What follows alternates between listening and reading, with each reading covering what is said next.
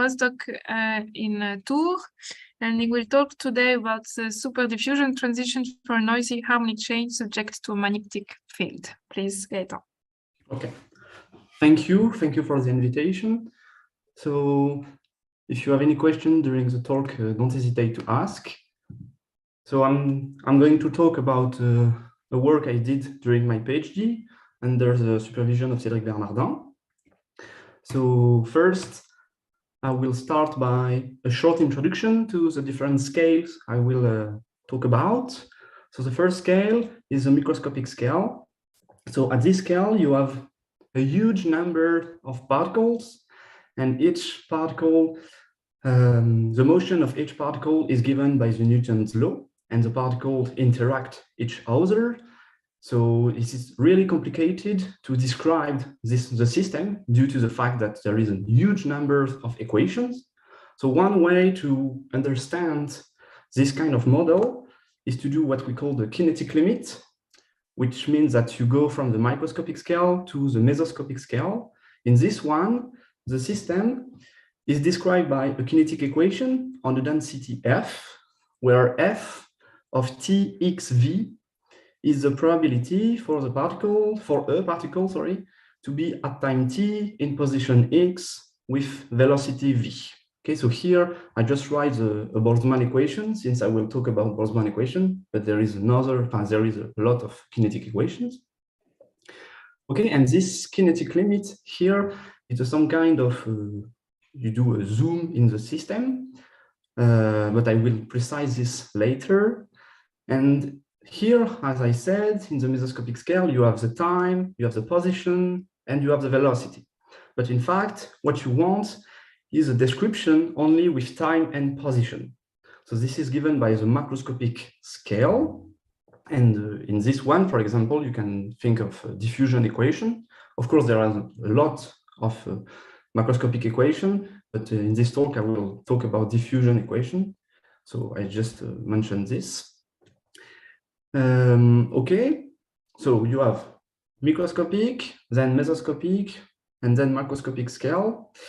And in fact, what we want to do is to go from the microscopic to the macroscopic. This is difficult, since somehow you have to know what is the macroscopic equation. So usually what you do is to say, okay, I will do this step. So first the kinetic limit, then an hydrodynamic limit, 2 steps. And then when I have this, I said, okay, maybe I can find a way to get this macroscopic equation from the microscopic model. Okay, so we'll talk about all of this scale in this talk. I would like to motivate a little what I'm going to talk about. So consider, for example, rho, a macroscopic quantity which is of interest. For example, the energy density of your system, and assume that rho satisfies some diffusion equation, which means that rho is solution of this white equation here, where k-pa is what we call the conductivity of the system. And the question is it possible to have a deterministic microscopic model, which is a good model to obtain this macroscopic equation? So I have a model at microscopic scale, and I want to obtain from this model the diffusion equation with only deterministic equation. So one way to try to answer to this question is to say, okay, I will consider a system of interacting particles, which are called FPUT chains, Fermi, Pasta, Ulam, Tsinku chain. In this kind of chain, each particle is labeled by X, which belongs to a subset of a lattice, which is Z to the ZD, where D is a dimension. Okay, in this kind of model, the particle interacts only with the closest neighbors, which means that particle X interacts only with particle X plus 1 and particle X minus 1. I will assume in this talk that all of the mass are equal to 1, since they will play no role in this talk. Okay, by Newton's law, we know that The derivative of the position is equal to the velocity. So this gives the first equation. And then we know that since the mass are equal to 1, the derivative of the velocity is equal to the sum of the force which acts on the particle. So since, as I said, there are only local interaction in this equation, we just have the action from x, x minus 1, and x plus 1. So in white here, we have a linear term which comes from harmonic force. Okay? And then we have another term which is in blue, which comes from a potential W, which is non-linear. Okay, this comes from an anharmonic forces. And what we would like to do is to say, okay, maybe I can find some W such that at the macroscopic scale, I could obtain the diffusion equation. But in fact, this is really complicated. And in this kind of model, we have two quantities of interest. The first one is the energy. So the energy is just the sum of the kinetic energy plus the potential energy. So here I sum for all of the particle. I have to precise the boundary conditions, but I will precise them later when it will be needed. And in fact, we can write this quantity as the sum of the energy of each particle. So here, ETX represents the energy at time t of the particle x. And there is another quantity which is of interest in this talk, which is the momentum. It's just P of t, which is equal to the sum of the velocity. In this kind of model, the energy is constant, which means that the energy at time t is equal to the energy at time 0. And in fact, what has been stated is that if d, which is, I recall, the dimension of the lattice, is equal to 1, and that the momentum is preserved, which means P of t is equal to P of t at time 0, then the conductivity of the system is equal to infinite, which means that in this situation, for d equal 1 and the momentum which is constant, then at macroscopic scale, we are not able to see a diffusion equation. Okay, since the conductivity is infinite, this equation makes no sense. So the question is, what is the macroscopic equation? If we don't see diffusion equation, what kind of equation do we have? And a way to answer to this question is to say, okay, due to the nonlinear term here, it is complicated to study this kind of model. So a way to try to answer to this question here, what is a macroscopic equation, is to say, okay, I will replace the blue term here, which is nonlinear, by noise. Okay, I will replace the nonlinearity of my system by putting a noise on the system. So I will precise this.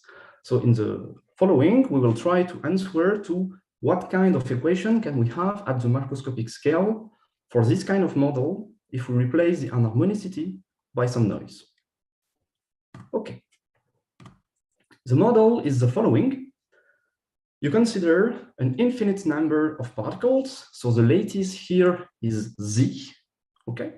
Each particle is labeled by X as before, but you assume that each particle lives in R2, which means that the position of the particle is a two-dimensional vector, Q1, Q2, and the velocity of the particle is a two-dimensional vector, which is V1, V2. As before, we know that the derivative of the velocity is equal to the linear term here, which comes from harmonic forces, plus the noise that we put on the system to replace the nonlinearity. Here, epsilon is a small parameter which will play the role of the scaling parameter. Okay, so I will send epsilon to 0. So I study this model for a small intensity, for a noise of small intensity. Okay, so if you recall what I said, it has been proved that in this kind of model, we are in a lattice which is Z, so we are dimension 1 for the lattice. We have to preserve the momentum in order to be in the situation which is close to the one set by Levy and Lepri. Okay, So we have to preserve these two quantities. One way to do that is to say, okay, the noise I will put on the system evolves as follows. I let the deterministic system evolve, and then after a random exponential time, the velocity of the particle x and particle x plus 1 will exchange their velocity. With this kind of noise, the kinetic energy is preserved, and the momentum, which is just the sum of the velocity, is also preserved. So we are in the condition where we have a lattice of dimension 1 and the momentum and energy which are preserved. This model has been introduced by Basile, Bernardin, and Ola, and they proved for this model that the conductivity of the system goes to infinity. So we are exactly in the situation stated by Lipri, Levy, and Levotti, which state that, okay, I have dimension 1 for the lattice, two quantities which are preserved, then the conductivity is equal to infinite. Okay, so now we can try to obtain the macroscopic behavior of the energy of the system. This has been done using hydrodynamic limits in two steps. So first, from microscopic to mesoscopic scale, and then from mesoscopic to macroscopic scale. So they proved in the first paper, Basile, Ola, and Spohn proved that the energy at mesoscopic scale satisfies a linear Boltzmann equation, and the kinetic time is of order T epsilon minus 1, where epsilon, I recall that it is the intensity of the noise. Okay, so when epsilon goes to 0, the intensity goes to 0, okay, of the noise. The intensity of the noise goes to 0. So here they obtain a Boltzmann equation, and then they were able to, by doing a scaling limit in the Boltzmann equation, to obtain a macroscopic equation, which is in fact a fractional diffusion equation with exponent 3 divided by 4. Okay, so at macroscopic scale, we see a fractional diffusion equation with exponent 3 divided by 4 for this kind of model. So this replaces the diffusion equation in this kind of model. Okay. Later, Saito, Sasada, and Suda decided to add a magnetic field on the system. Okay, so a magnetic field transverse to the model, so on the third coordinate. So this adds the yellow term in the equation of motion, which is the Lorentz force, and they decided to study the effect of the magnetic field on the system, and using exactly what Basile, Ola, and Spohn, and later Jarrah, Komorowski, and Ola proved, they were able. Oh, sorry, yes, I forgot to say something. Yes, when you add a magnetic field on the system, sorry, the quantity which are of interest, it's still the energy of the system, of course, but the momentum is replaced by what we call the pseudo-momentum, which is in fact the momentum when B is equal to 0, okay, where B is the intensity of the magnetic field. It appears here in the Lorentz force. Okay, so as I said, Saito, Sasada, and Suda wanted to study the effect of the magnetic fields on the system. And following what has been done, they proved that for this model with the magnetic field, the energy density satisfies at macroscopic scale a fractional diffusion equation with exponent 5 divided by 6. So we have two fractional diffusion equations. The first one is with exponent 3 divided by 4 when there is no magnetic field. And the second one is with exponent 5 divided by 6 when there is a magnetic field on the system. And my work was to understand what happens between these two fractional diffusion equations. Is there an intensity for the magnetic field to obtain some intermediate behavior for the macroscopic profile for the energy density? Okay, so let's try to understand how can we do that. The initial assumption is that at initial time, we assume that the energy has a macroscopic profile. What does that mean? It means that you assume that at initial time, your system is distributed according to probability measure distribution, which is mu epsilon. I recall that epsilon is the intensity of the noise and my scaling parameter. And you assume that if you take a smooth function j, then this quantity here, which is a Riemann sum somehow, will converge to the integral of the test function times some function w naught. And we say that w naught is the macroscopic profile for the energy of the system. Okay. And the question is, can we prove a result like this by replacing the time, which was 0 at initial time, of course, by a time t epsilon minus 1? Can we obtain some wt here, where wt solve some evolution equation, for example, in this scaling, a kinetic equation with initial condition w naught? One way to do that is to use the eigenvectors associated to the deterministic dynamics. So here everything is linear.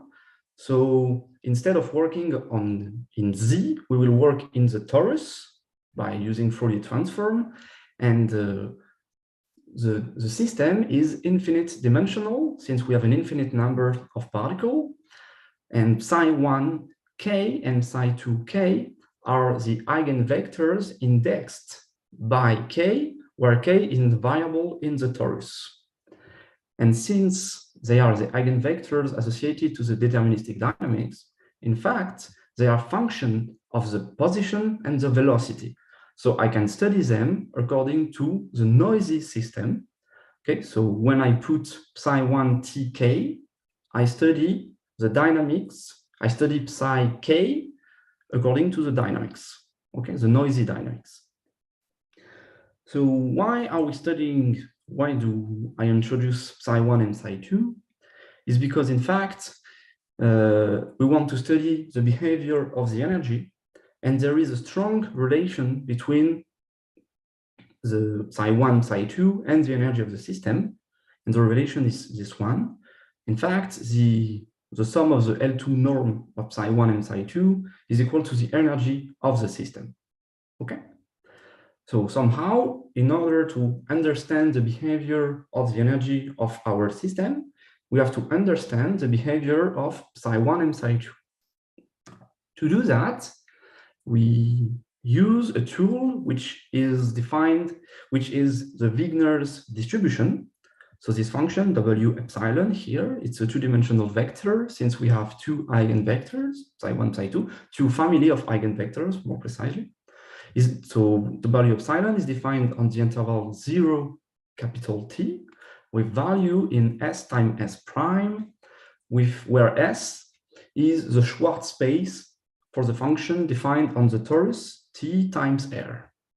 And the action of the Wigner distribution on a test function is this formula, which is not so clear in first approximation, of course, in first observation.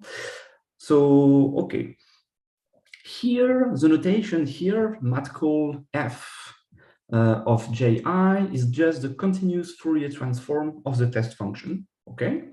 And here we have psi i, and in time here we are looking at a time which is t epsilon minus 1, which is a kinetic time. Okay, so this is logical. Okay, so this formula is not so clear, but in order to see the link with what we want to do, we have to take some particular function j. If we take a function j which does not depend on k, in fact we have this. The action of the Wigner distribution on J is just this term here plus an error term.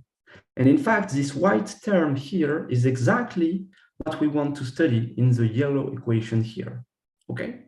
So somehow, to answer to our question here, we have to understand the behavior of the Wigner distribution, okay? When epsilon goes to 0. So, this has been done by Basileo Lahenspon when there is no magnetic field on the system, and by Saito, Sasada, and Suda, when there is a magnetic field on the system. And in fact, they proved that W epsilon, the Wigner distribution, converge to FB, where FB is solution of this linear Boltzmann equation. So if you remember, we have a deterministic system and we add a noise on the system. In fact, if you don't put any noise on the system, the equation you obtain is just the white term here on the left-hand side, which is equal to 0. You just have a transport equation. So I recall that here t is the time, u is a space variable, k is in the torus, and I here is just the coordinates, 1 or 2. Okay. Okay, so, and since we put a noise on the system, we have a term which appears here, which is a collisional operator. Okay, I just would like to give you the expression of the collisional operator in order to see the impact of the magnetic field on this operator. So first, okay, you have this function here. Okay, the function R is not important for now. We have in the collisional operator function theta squared, where theta squared is defined by this formula. And in fact, when there is no magnetic field on the system, this means that B is equal to 0. So theta squared is constant. Okay. And when B is equal to 0, the velocity, which appears on the transport equation on the left-hand side, becomes angular when K goes to 0. Okay. And in fact, these two properties will somehow explain why, when we have a magnetic field, we go from a fractional diffusion equation with exponent 3 divided by 4 to a fractional diffusion equation with exponent 5 divided by 6. We will try to explain this later. Okay, so here we have a mesoscopic equation, okay, a kinetic equation, and we want to obtain the macroscopic equation. One way to do that is to interpret this operator here as the infinitesimal generator of some jump process. Okay, so before this, I will make a short reminder on random walks, since we will use random walks. So this will take 1 or 2 minutes, okay? So let's extend a sequence of IID random variables. We assume that the probability that x1 is equal to 1 is equal to the probability that x1 is equal to -1, which is equal to 1/2. Okay, and we know that the central limit theorem, which is when I do 1 over capital N times the sum from n equal 1 to capital N squared of the random variables, this will converge to a Gaussian random variable. Okay. And we know that if I take some u in R and the time, and if I define bu capital N as u plus 1 over capital N, the sum from n equal 1 to n squared times t, then this will converge to a Brownian motion. Okay, and we know that the density at each time, the density of the Brownian motion at time t is equal to this quantity. Okay, so what is the link with what we are doing? The link is the following. If you take ρ0 a smooth function and you define ρtu as the expectation of the smooth function ρ0 at the Brownian motion, then this is equal to this quantity, which is just a convolution product, and in fact ρ is the solution of the heat equation.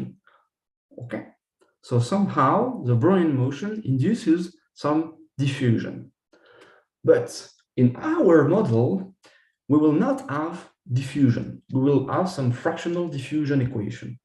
So we have to understand what kind of process induce fractional diffusion.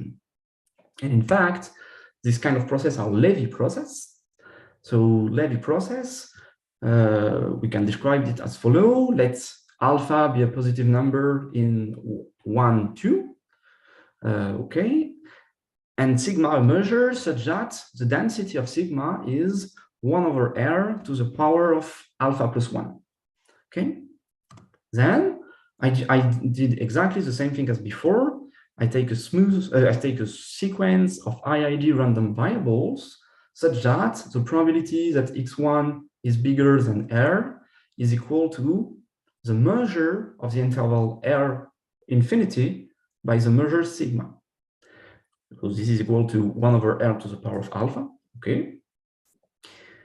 And if we do what we did for the random walks for the Brownian motion, we take some position u in R, and we take a scaled sum of the random variables, which is 1 over capital N, the sum until time n to the power alpha times t, which is close to what we did before, but before we had n squared, okay, capital N squared. Now we have a shorter time scale.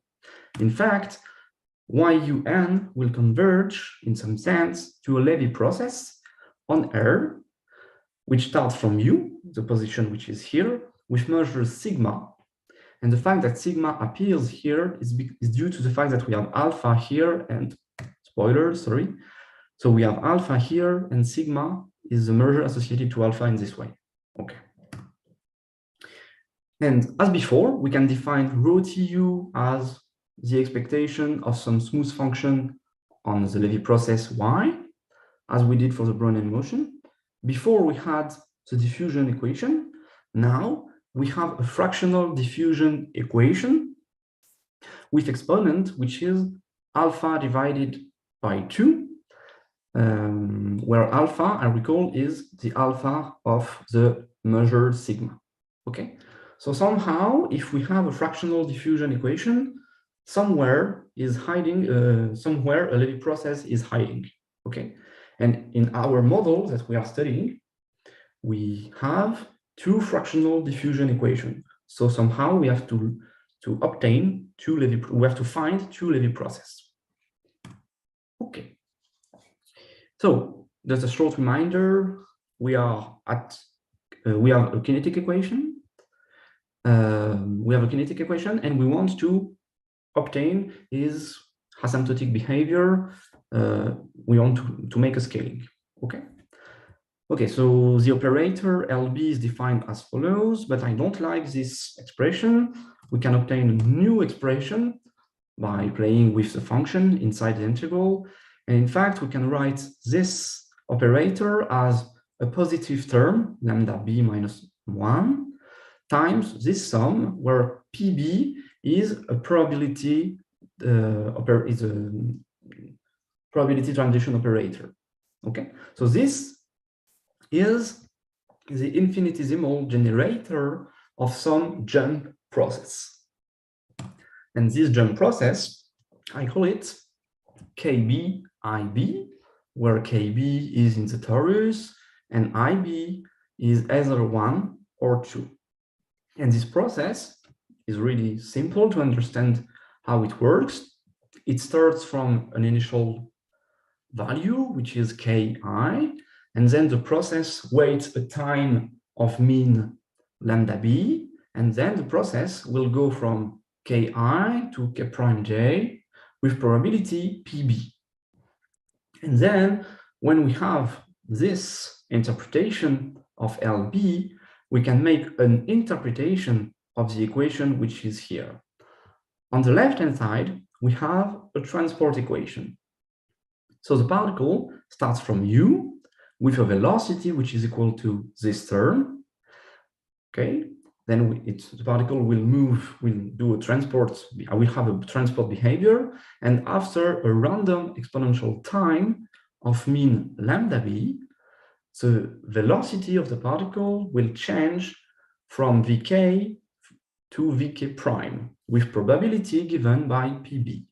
Okay, and the position at time t of the particle is just the initial position minus the integral of the velocity.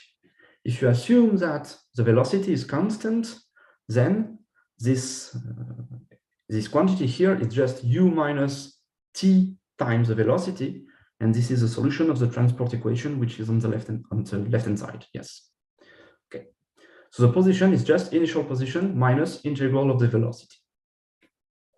Okay, so here we have three processes. The first one is KB, then IB, and the third one is ZB. Okay.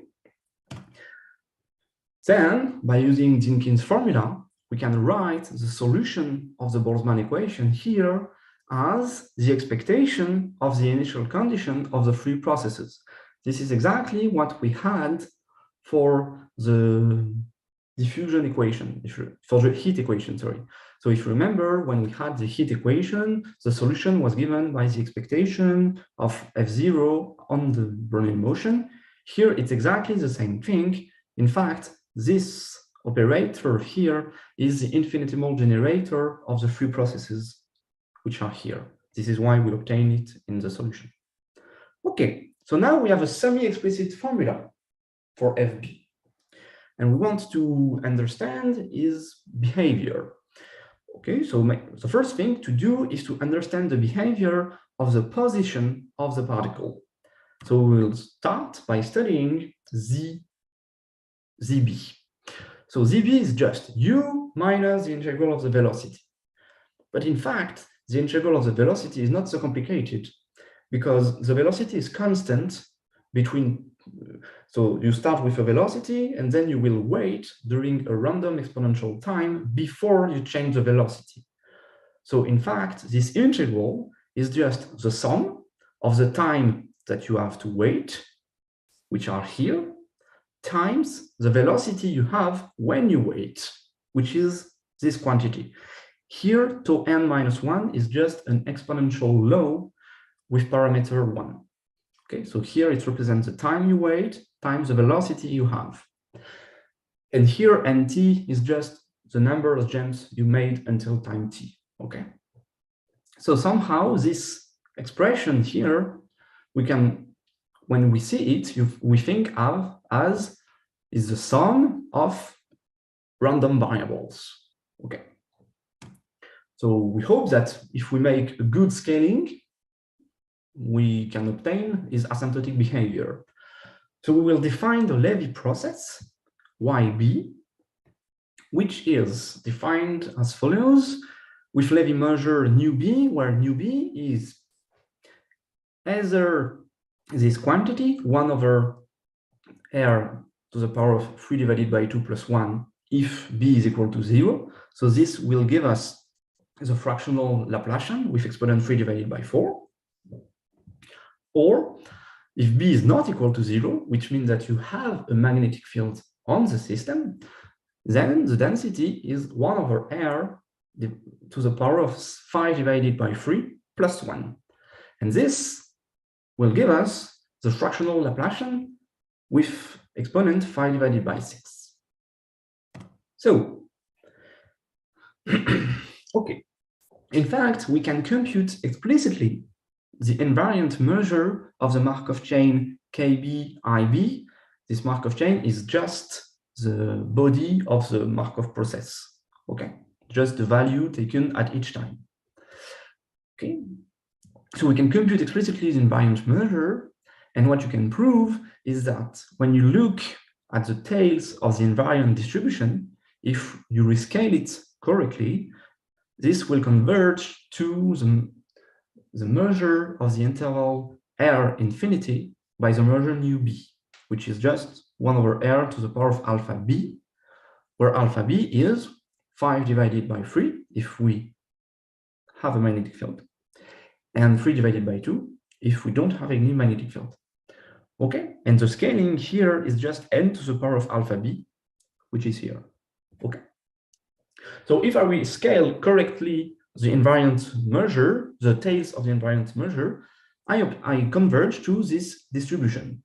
So what we can hope is that if I rescale in space my process ZB, and in time, if I rescale it in space and in time, then I can obtain some limits. So this is exactly what has been done by Jara, Komorowski, and Ola when there is no magnetic field on the system, and by Saito, Sasada, and Suda when there is a magnetic field on the system.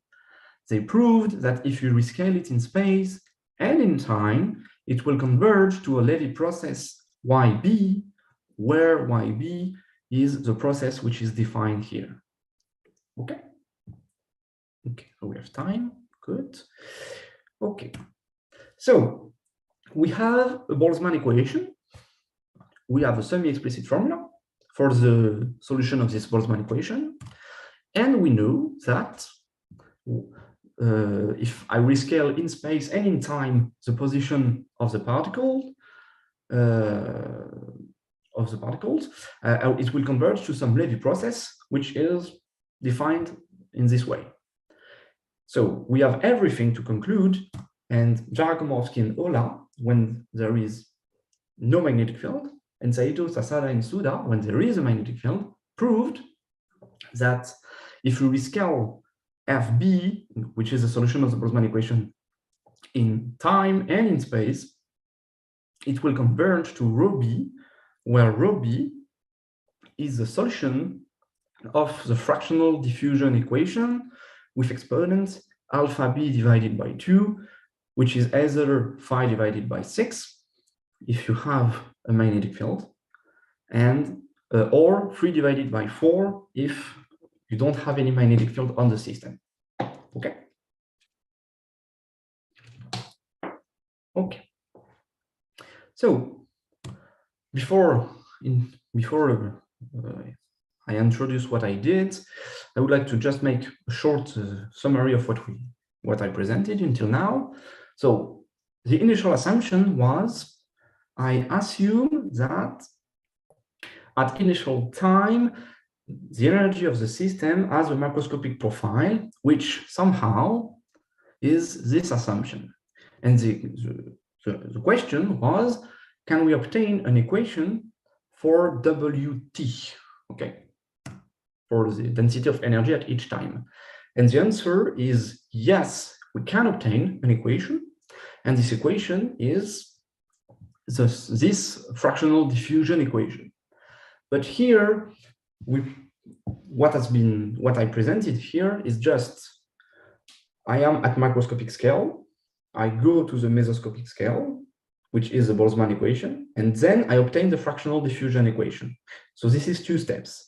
In fact, the 1 steps, which means from microscopic model, from the noisy system, I go to the fractional Laplacian, has been done only when there is no magnetic field on the system. It's been done by Jara, Komorowski, and Ola. Okay? So now, what happens if in the Boltzmann equation, so the first step is the same. You make the kinetic limit from the microscopic model to the mesoscopic model, and here you have a Boltzmann equation.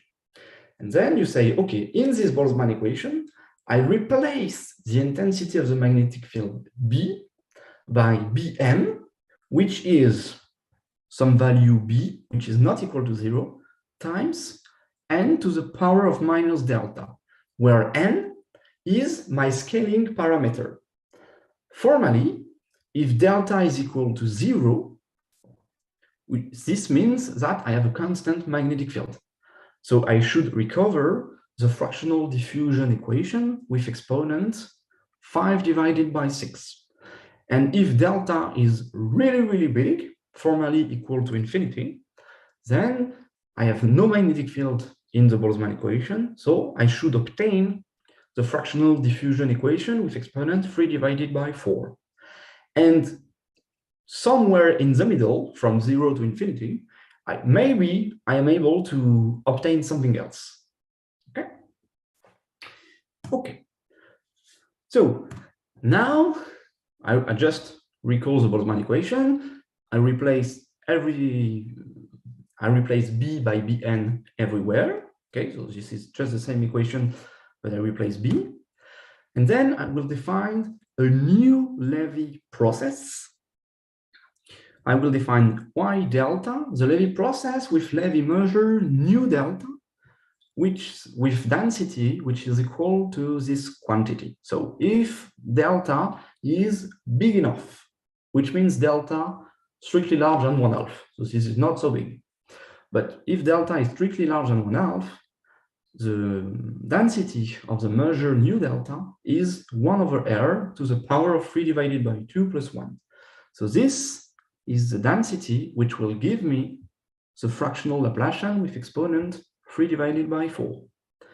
If delta is small enough, which means delta less than 1/2, I have the other density. So I mean 1/r to the power of 5 divided by 3 plus 1, which will give me the fractional Laplacian with exponent 5 divided by 6.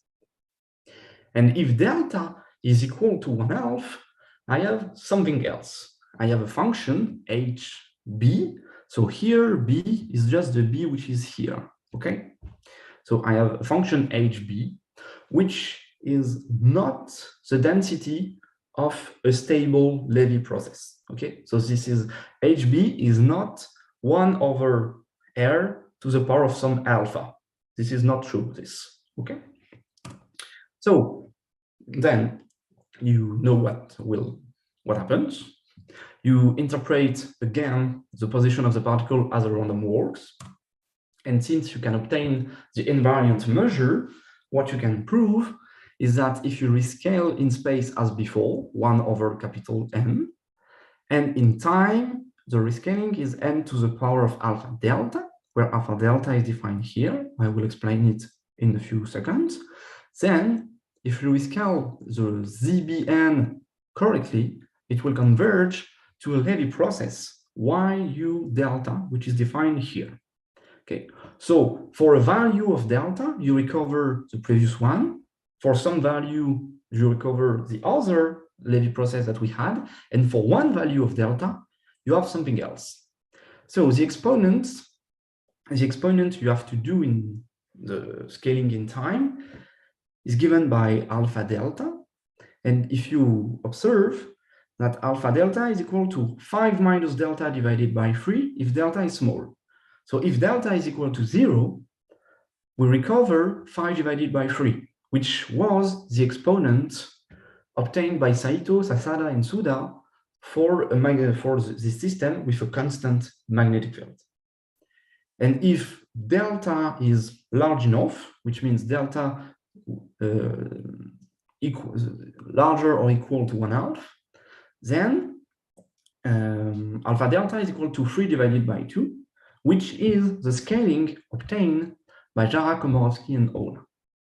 Okay, so as before, since we have the asymptotic behavior of the position of the particle, ZBN, we can obtain the asymptotic behavior of FBN, the solution of the Boltzmann equation.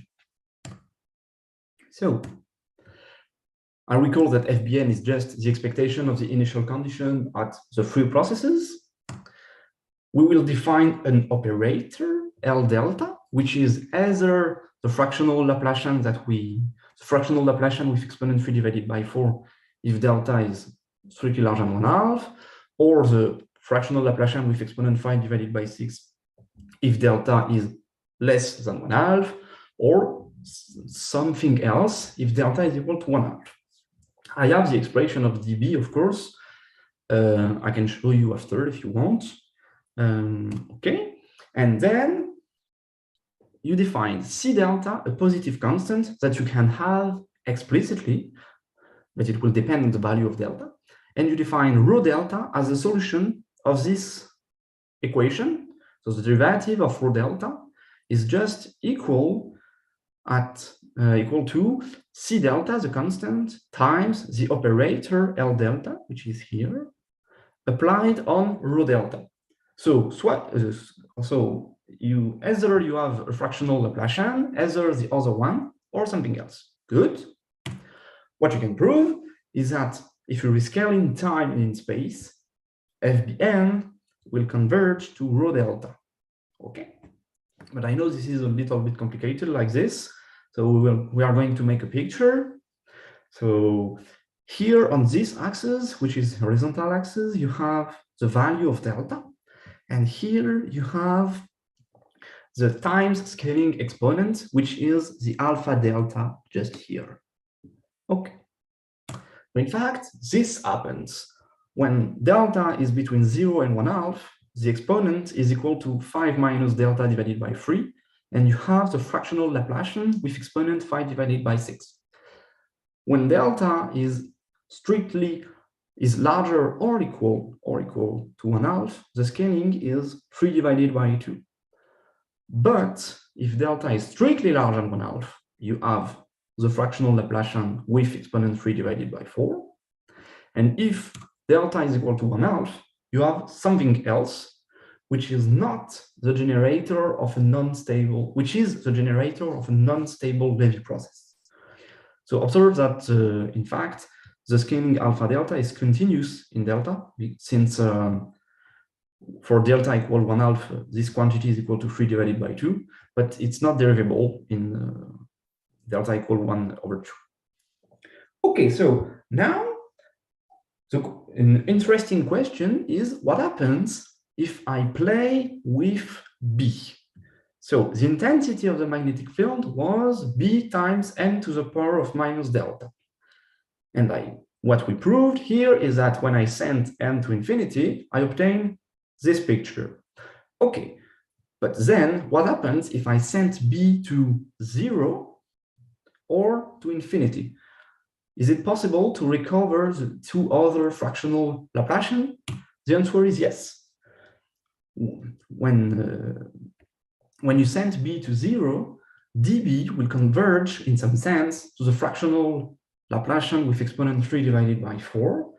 And when B goes to infinity, up to renormalization, you recover the other fractional Laplacian. So in fact, you have two fractional Laplacian, sorry, here, and some interpolation operator between them. Okay, so I think I'm going to stop. Thank you for your attention, and if you have any questions, don't hesitate. Okay, thank you, Gaëtan, for your nice talk. Is there any question in the room or in the online audience?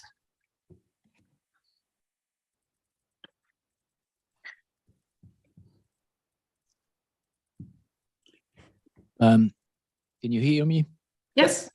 Okay, so can you explain a bit more this operator dB that you introduced and which describes delta equal to 1/2? Yes. Okay, yes, I can describe it. I can give you the formula if you want. This is here. Okay. In fact, what happens is for the process dB, in fact, we can describe how can I say? Okay, so in fact, the operator L delta is just formally okay, the integral of this quantity, and here you have the symbol associated to the pseudo-differential operator. And in fact, this symbol is either the symbol of a fractional Laplacian or something else. And this something else is just the characteristic, the Levy function associated to the measure nu delta. Is that clear or not? Yes, yes. Okay. Okay. And how difficult is it to derive the Boltzmann equation for these dynamics?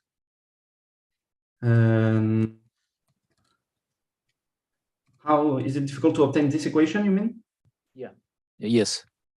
I would like to say not so difficult. Because in fact, the left-hand side is really simple to obtain because it's just the deterministic part. It's really simple. And the right-hand side is just computational, but not so complicated. Okay. Maybe it's not so clear. No, it's clear. Okay. This is what I wanted to know. Okay, thank you very much. It was very clear. Thanks for your talk. Thank you. Okay, thank you. Is there any other question? So, okay, maybe I already know part of the answer, but do you think that we can build some boundary conditions for this equation in the same spirit as Stefano and Thomas have already done in the past years? What kind of boundary conditions could you build for this equation? Okay, so okay, in fact, what I think is that we can obtain exactly the same picture here, but with boundary condition, and the boundary condition can be obtained in a simple way somehow. You study exactly the same system with a magnetic field everywhere, but you put a second magnetic field only on one particle, for example, 0. So you have two magnetic fields, one everywhere, and the second just in one point. And then by doing the same kind of thing, I think we can obtain fractional diffusion equation with boundary conditions, which comes from the fact that you have a magnetic field only on one point. Okay, what kind of boundary condition would it be? Like, okay. I mean. Okay, so the easiest way to describe it are in the kinetic equation, I think. So in the kinetic equation, the boundary condition can be interpreted as you have the transport equation, and when the particle arrives at position 0, either it is reflected or either the particle can move, I don't know the word in English, traverser. To go to, yes, it can go from, it can go. Either the particle can go, either the particle is reflected. Okay. Okay, yes, thank you. So the same spirit as Stefano and Thomas have obtained. Yes, with a thermostat, yes. Yes, okay. Okay, thank you. So if there is no more question, we can thank you again, Gaëtan, and hopefully see you soon. Thank Bye-bye. Bye.